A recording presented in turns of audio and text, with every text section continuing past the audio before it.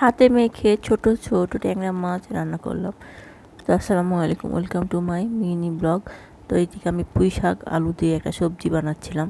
তো পুঁই শাক আর আলু ভালো করে পরিষ্কার করে দিয়ে দিয়েছি। তারপর থেকে সব মশলাগুলো দিয়ে দেবো। তো মশলা দেওয়ার পর একটু পানি দিব, সিদ্ধ করতে দিয়ে দিব এদিকে। আর তারপর ট্যাংরা মাছগুলো ভালো করে পরিষ্কার করে নিয়েছিলাম, তার মধ্যে এবার লবণ দিয়ে ভালো করে ধুয়ে নিচ্ছি কষলিয়ে কষলিয়ে। তা না হলে ট্যাংরা মাছে কেমন একটা স্বাদ গন্ধ থেকে যায়। তো এই জন্যে এভাবে হাত দিয়ে ভালো করে পরিষ্কার করার পর আমি অনেকগুলো হাতে কাটা খেয়েছি।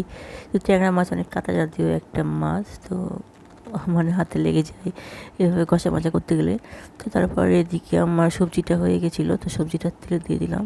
তো তেলে দিয়ে নাড়াচাড়া করলে এটা হয়ে যাবে। তারপরে মাছটা এবার তুলে দিতে হবে।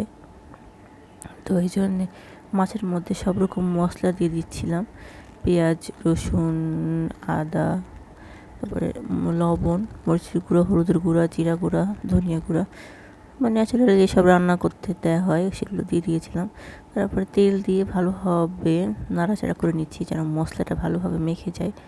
তো এভাবে মাখামাখি করতে গেলেও হাতে কাটা খাওয়ার সম্ভাবনা থাকে।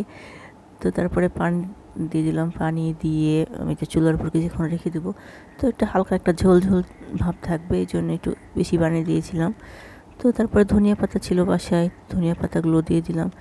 মাছটা হালকা নাড়াচাড়া করে নিলেই নামিয়ে নিতে হবে, হয়ে গেছিলো।